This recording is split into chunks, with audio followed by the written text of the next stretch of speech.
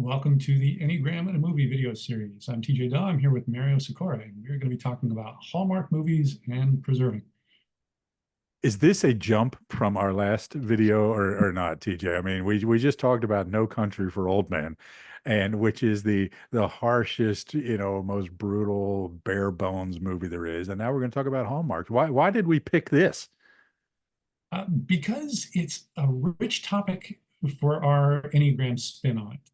So even though it's a very different movie than No Country for Old Men, and even though as cinephiles it would be easy to be dismissive of Hallmark movies altogether and just say that there's fluff and that's all you need to know about them, there's some really interesting insights that Yeah. these movies have to give us. And I say this with a total sample size of two. I've watched two Hallmark movies in my life.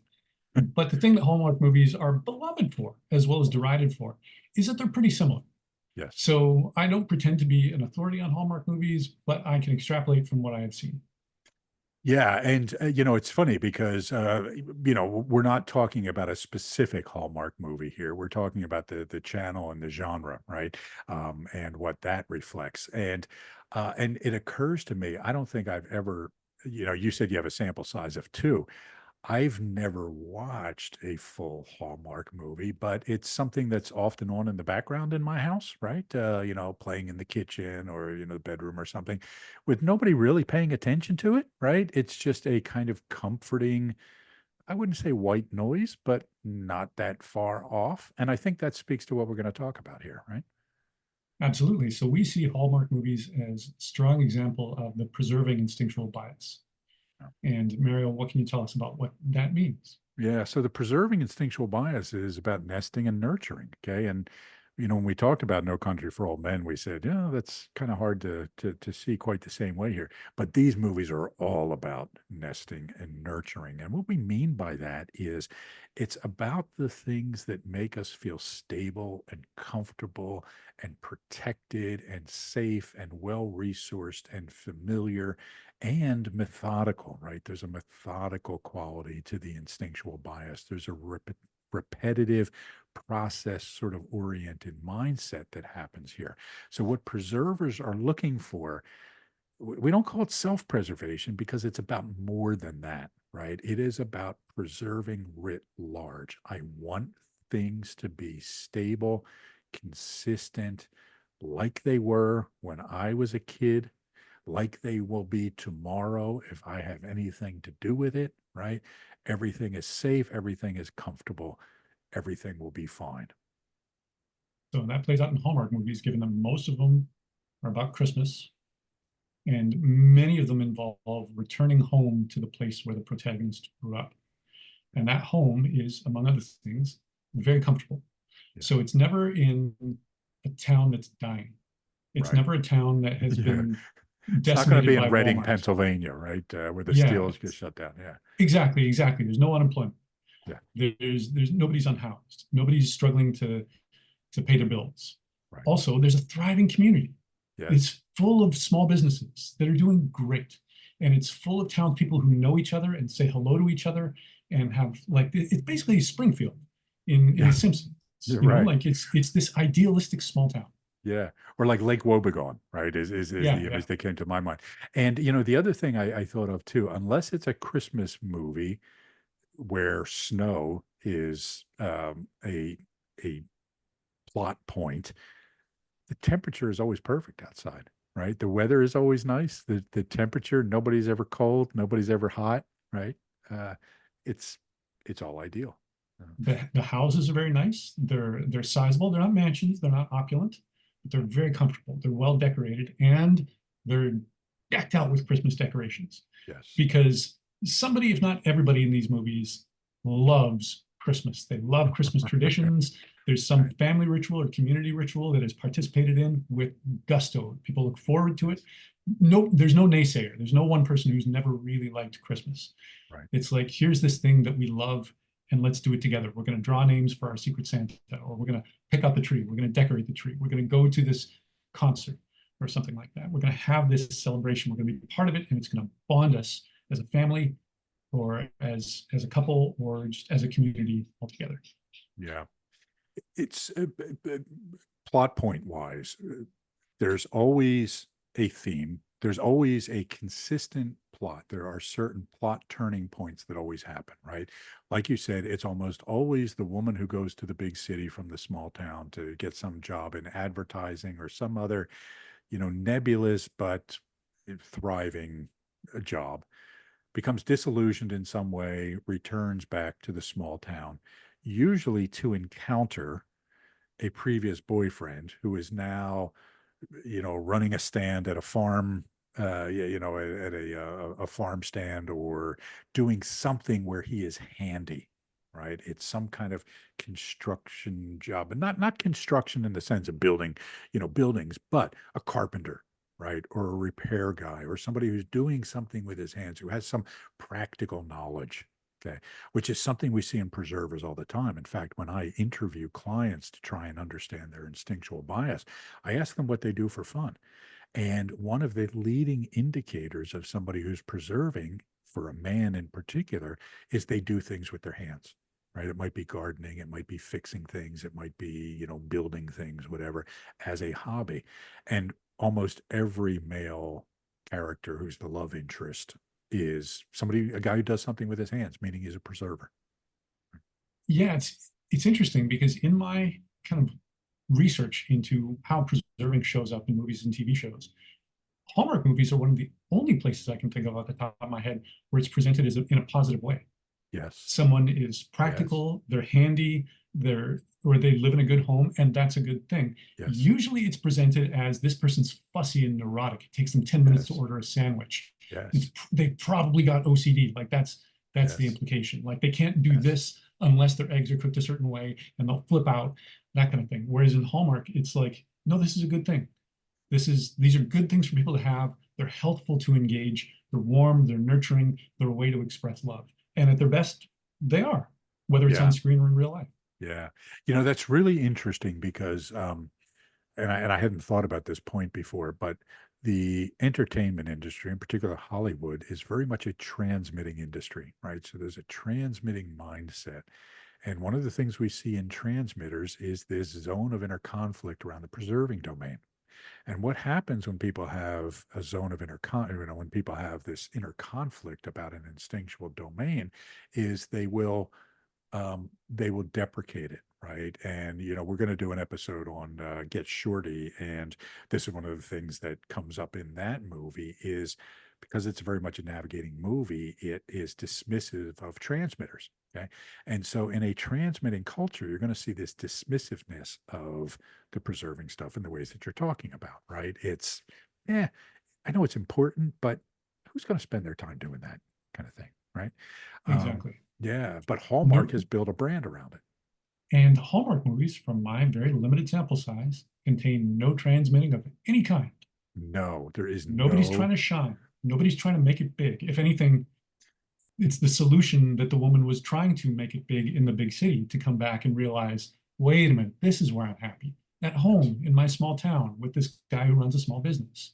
This is the life for me, not living in Chicago or New York and making it big. yes, That was a yes, false dream. I'm happy to let go of that. yes. There's an innocent romance happening, but there's never any sex or sexual tension or, innuendo. The women are attractive. Everybody's attractive, but, the protagonist females are always beautiful, but not flashy, right? They're not, Exactly. they're not that transmitting. You'll never see Sofia Vergara playing, a lead in a Hallmark movie, right? Or Or anyone who Angelina Jolie. looks or feels like them. Yeah, right, exactly, right? Yeah, And but they're they're the kind of women you want to marry, right? And yeah, and that's very much preserving. The other thing we see in these is that there is a consistent plot, right? Like I said, I've seen a million pieces of Hallmark movies, but I've never seen a whole one. But I know the beats, right? There's the meet cute. There's the silly misunderstanding that happens, right? And that kind of creates tension between the male and female leads. And then there's the reconciliation, very often facilitated by a best friend. Okay. And there's this sort of ambiguous happy ever after, right? That, oh, everything's going to be fine. And we assume that, they're going to end up together and have a life together, but that's not the point of it, right? That's, that completion of the romance is just not something that's of interest. And that is by design. Yeah. And something that is very deliberate with all of these movies is, as you've experienced, you can get them whether you're actually watching them or not. So you can be doing housework, you can take a phone call, you can pay attention to your pet or your child if they need something while the thing's playing, because they're generally watched as broadcast. They're not like there's no theatrical release for them. You don't need to focus on them. Yeah. And the characters at some point will simply state the plot. Yeah. So that you can catch up if you just tuned in partway through. And as you said before, this is comfort food. That's the purpose of it. And it is in very many ways a parallel to like having a fire going or a video of a fire going. It's nice to have on. It feels good when you look at it. You feel Right. happy. If you're looking away, it's still there in the periphery Right. of your attention. Yes. Yes. Yeah. It really is something that creates a feeling of stability and consistency and safety and, cocooning, right? It's just this, I feel okay in my cocoon while I'm watching these. It reminds me, there's also just from a production perspective, they are reduced in a way that is very factory like, right? Number one, they're all the same length, they've all got the same beats. The music is interchangeable, right? The music is never specific to the plot point, right? It's not highly dramatic at dramatic points. It's not, sorrowful and baleful at the, brain cancer in the kid point, because there is none of that stuff, right? It's all right down the middle. Nobody ever gets sick, like you said. There's never any, huge things. And so Healthy preserving. yeah, and so the music can just be interchangeable and irrelevant, but just background noise. So from a production expense, perspective, that's kind of cheaper to do, right? All the lines are overdubbed. Okay, so it's not voice recording done in real time. They, it almost, when you're watching these, it sounds like you're watching a dubbed foreign film, because it's, yeah, I know that's their voices and I know that's them talking, but I don't hear any background noise. I don't see anything, right? So you know that they're just overdubbing these things.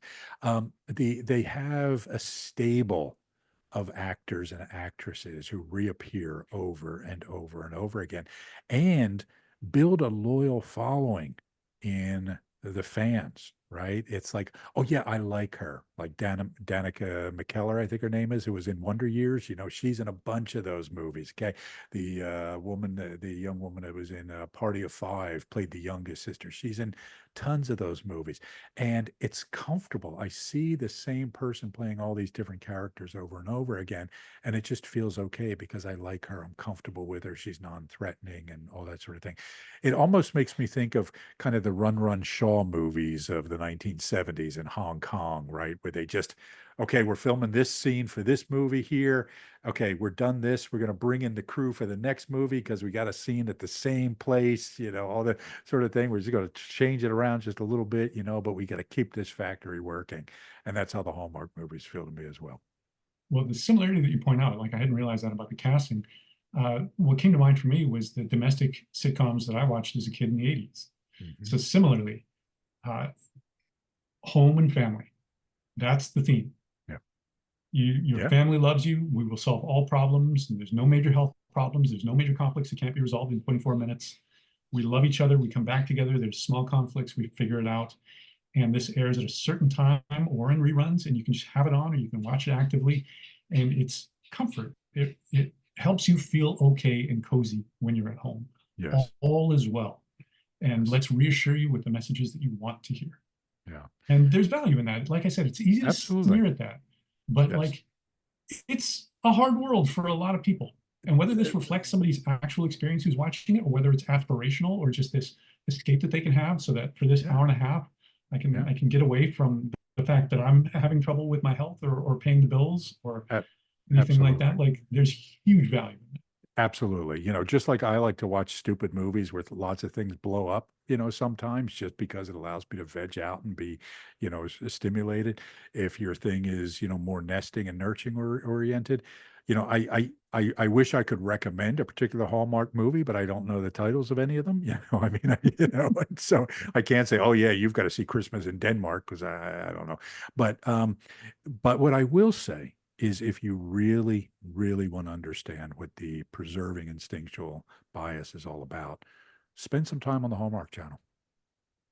And I will add that there are other elements of preserving that we will talk about in the future. I think horror movies and monster movies are about a different element of preserving, Yes. which is how do I stay alive when Yeah. something is actually actively trying to kill me? Yes. So Yeah. very different field in Hallmark movies, different aspect of preserving.